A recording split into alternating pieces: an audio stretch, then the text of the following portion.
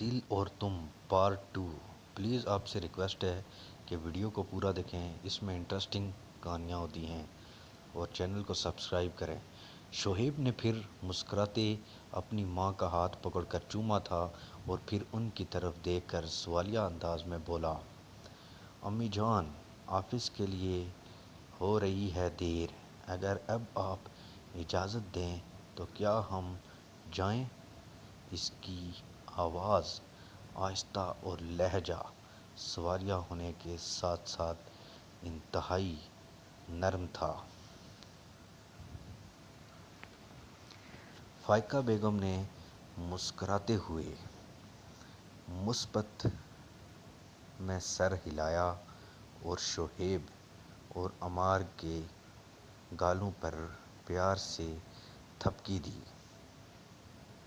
ہاں، اللہ کی امان میں رہو دونوں۔ انہوں نے یہ کہتے ہوئے ان دونوں پر کچھ پڑھ کر پھونکا تھا اور پھر وہ دونوں ہی وہاں سے باہر چلے گئے تھے۔ وہ دونوں وہاں سے گھر کے گیراج میں اپنی اپنی گاڑیوں کے پاس آئے۔